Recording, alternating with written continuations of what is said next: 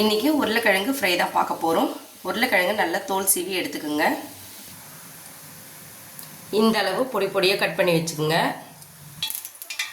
Oil கொஞ்சம் அதிகமாக ஊற்றிக்கணும், ஏன்னா இது ஆயிலே தான் ஃப்ரை ஆகணும். எண்ணெய் ஊற்றிட்டு கொஞ்சம் காஞ்சதும் இந்த உருளைக்கிழங்கை ஆட் பண்ணிவிடுங்க. ஆட் பண்ணிவிட்டு நல்லா மிக்ஸ் பண்ணி விட்டுருங்க. ஒரு 5 நிமிஷத்துக்கு எந்த மசாலாவும் சேர்க்காமல் சிம்மில் வச்சு ஃப்ரை பண்ணுங்கள். இந்த மாதிரி கலக்கி விட்டுட்டே இருங்க, இல்லைன்னா அடியில் ஒட்டிக்கும்.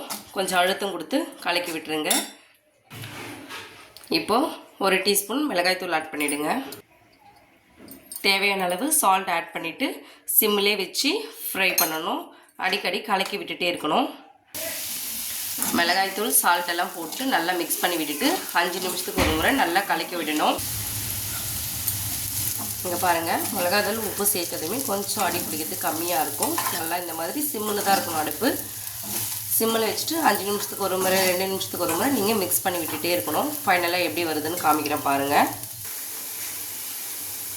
ஒரு ஸ்டேஜில் ஒட்டாமல் வரும், அந்த ஸ்டேஜ் வரைக்கும் ஃப்ரை பண்ணுங்கள். ஃபைனலாக பெப்பர் தூவிடுங்க.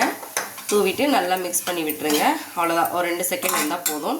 இப்போது உருளைக்கிழங்கு ஃப்ரை ரெடி ஆகிடுச்சு. நீங்கள் இதே மாதிரி ட்ரை பண்ணி பாருங்கள். புளி சாதத்துக்கு நல்ல காம்பினேஷனாக இருக்கும். இது லஞ்ச் பாக்ஸ் ரெசிபியாகவும் நீங்கள் ட்ரை பண்ணி பாருங்கள். தேங்க்யூ.